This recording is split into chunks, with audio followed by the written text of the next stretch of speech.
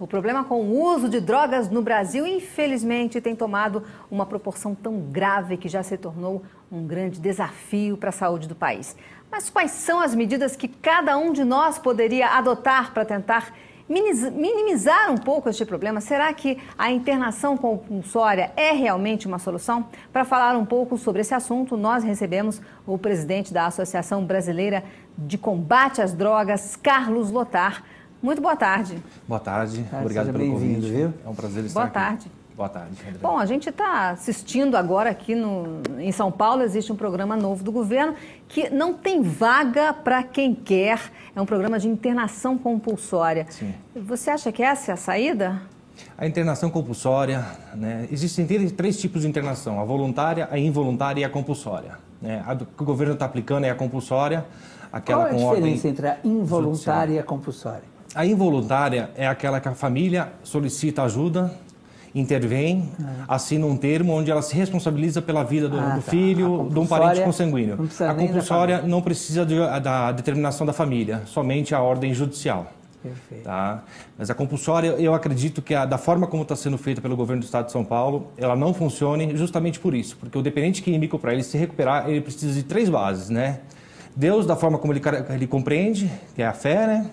A família, que é um pilar de sustentação, e também a parte de recuperação, a parte clínica. Agora, só a determinação compulsória, pegar o paciente e colocar ele numa clínica por 30 dias, como o governo está querendo fazer, não funciona. Ah, são só 30 dias? A princípio é isso que ele está querendo fazer. Isso não vai resolver mesmo, né? Mas eu falei aqui no texto que eu apresentei você, que o que a gente pode fazer, então, para minimizar esse problema? Cada um pode fazer alguma coisa para melhorar essa situação? Sim. Acho que a população pode contribuir muito para isso, né? Principalmente dentro de casa. A família, na orientação dos seus filhos, dos seus parentes. Pois é, isso que eu queria te perguntar. Desculpa te interromper, mas é que tem a ver com isso que você está falando. Como é que a família pode ajudar, assim, no sentido de perceber que o seu parente está começando a entrar nas drogas? Como é que se identifica isso? O primeiro ponto, e eu considero o principal, são as amizades. Tá? Ninguém chega às drogas se não for por um amigo.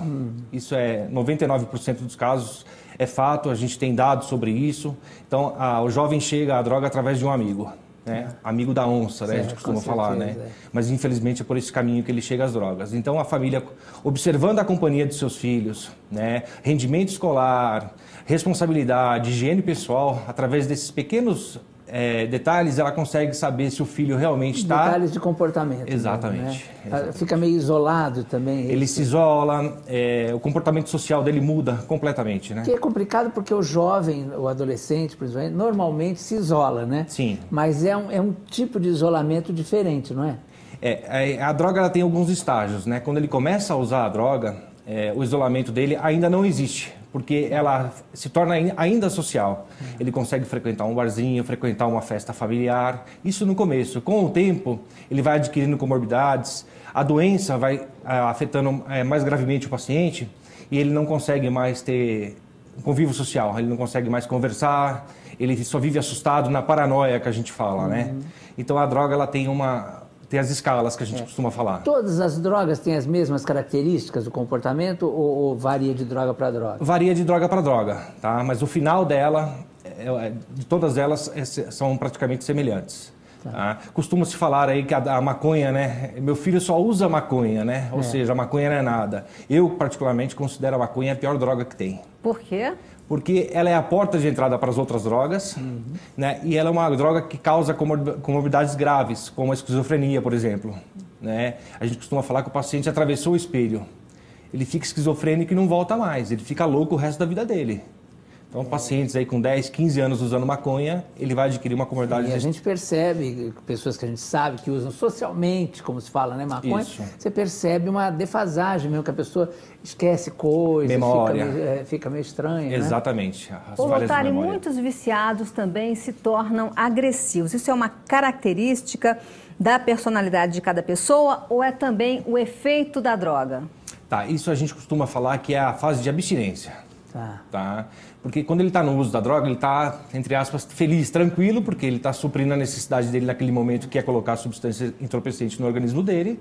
Mas quando ele não tem mais a droga, né, começa a faltar dinheiro, essas coisas, faltar dinheiro, essas coisas, ele faz de tudo para conseguir a droga. Tá?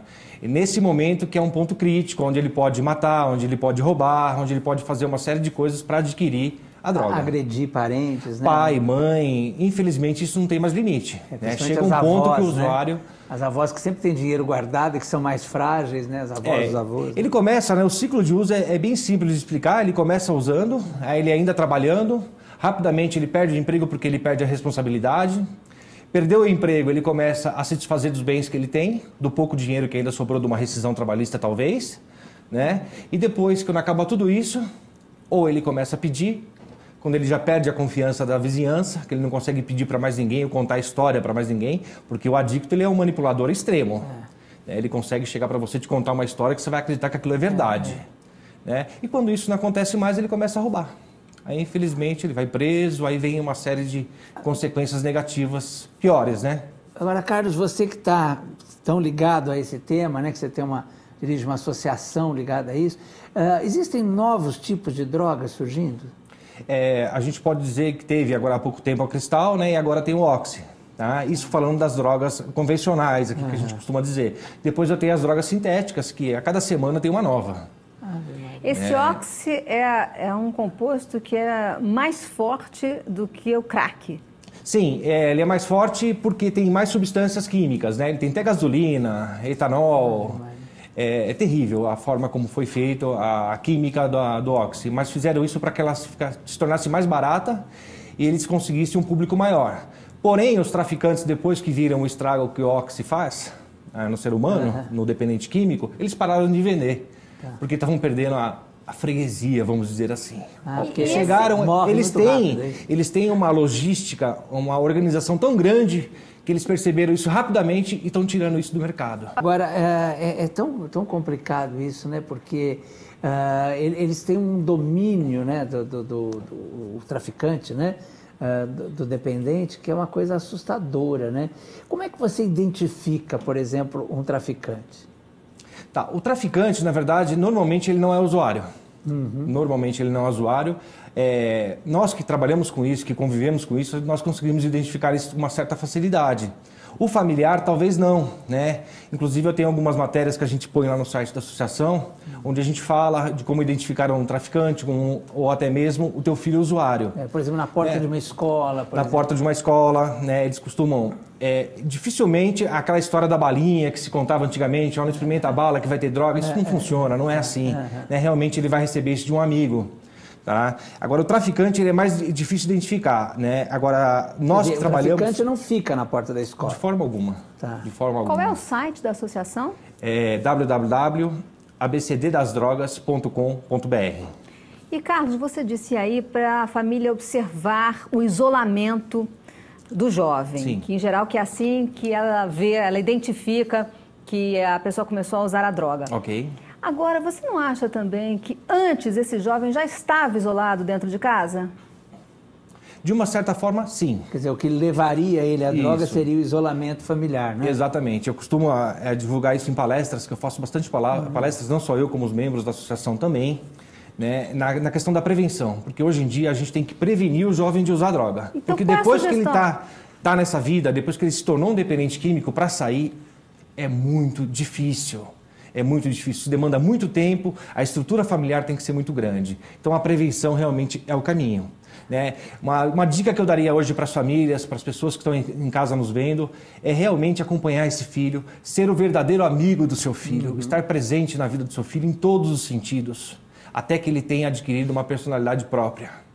Caso contrário, esse filho tem uma probabilidade muito grande de entrar para as drogas. Por isso que eu falo, assim, a palestra é importante? Mas é sempre mais sedutora a conversa do amigo que já está se drogando e que vai passar a droga para o seu... Porque a droga é uma grande ilusão, né? Aquele jovem, normalmente, que vai induzir um amigo a usar a droga também, ele também está no início. Porque a droga, no início, ela dá um barato. Se fosse ruim, ninguém usava. Né? Ela dá um barato. Só que ela é uma grande enganação. Né? Então o jovem tem uma pesquisa, um cientista americano fez uma pesquisa, ele fez uma pesquisa e chegou-se à conclusão, né, que Uma baforada que você dá num cachimbo de crack, ela é semelhante a 8 orgasmos ao mesmo tempo, o prazer. Nossa. Então, é uma coisa prazerosa. É uma luta em glória, porque você luta contra o prazer, né? Exatamente. Então, assim, mas isso só acontece no início do uso. No início que eu falo ali, dias. Porque passou uma semana a pessoa usando consecutivamente 2 semanas ou até mesmo um mês, ela não consegue mais sentir aquele primeiro prazer. É exatamente isso. Aí que a droga pegou ele. Que aí Então, a pessoa vai sempre em busca dessa primeira vez. E eu li também que o crack, a primeira vez que você experimenta, pronto, você já viciou. Não, e é verdade que eu acho assim, É isso? quer dizer, esse jovem tem que ter muito preparo, muita personalidade para dizer não, né? Exatamente. Para saber que isso vai fazer mal. Então, o ideal é que ele conheça as consequências negativas antes que ele entre nessa vida. Seja muito bem resolvido em casa. Exato. Né? Para isso os pais precisam trabalhar menos, prestar mais atenção nos filhos. Mais atenção nos filhos. Agora, uma coisa importante, né? Porque a gente está falando aí de maconha, e o que você acha da bebida alcoólica? Porque isso é livre, tem comercial o tempo todo na televisão e tal. Inclusive à tarde agora, né? Tá. Eu falei da maconha porque a gente estava comentando das drogas ilícitas, né? Agora vamos falar um pouquinho das drogas lícitas. Uhum. Tabaco. Tabaco também influencia muitos jovens a entrar para a droga. O cigarro. Uhum. Começam fumando, daqui a pouco estão fumando um baseadinho, um cigarrinho de maconha e vai por aí afora. A bebida não é diferente. Né? Porque é no convívio do barzinho, da baladinha, onde rola as drogas, enfim, acaba levando os jovens para as drogas também. E a própria bebida também. E a própria bebida também é uma dependência química. Né? Nós temos hoje lá na Clínica Ágape de Ibiúna diversos internos que estão lá por conta do álcool. Do vício. Meninas, né? Que meninas também, exatamente. Né? E cada vez mais jovens, né? Tem, na unidade nossa de Itanhaém, nós temos jovens lá de 12 anos de idade. Nossa. 12, é uma criança. Nossa Senhora. É uma criança. Muito triste. Então é muito triste mesmo. Assustador. Não é fácil. Essa vida realmente não é fácil. Então a gente tem que batalhar, se esforçar. Todo mundo que puder ajudar a divulgar esse trabalho. Na prevenção é muito importante para a sociedade em geral, porque o jovem dependente químico ele não é produtivo. Aqui então, para a gente encerrar a nossa conversa, qual é a sua indicação para os pais? Eles devem chamar esse assunto drogas? O que você fala nas suas palestras? Sim, eles devem chamar, da mesma forma como eles fazem hoje, ou a grande maioria estão fazendo com a questão do sexo. A droga deve ser uma pauta dentro da reunião familiar, deve ser debatida claramente. Né? E a família, quando identificar que o filho está com sintomas ou está partindo para esse caminho, procurar ajuda. Ou ligar na associação, ou diversas outras associações que existem nesse meio, para que a gente possa orientar e levar eles para um caminho de ajuda. Muito obrigada pela sua entrevista e parabéns pelo seu trabalho. Eu que agradeço a oportunidade. Muito obrigada. Vamos para um breve intervalo e a gente já volta com o nosso Notícias e Mais, esperando a sua companhia. Até já.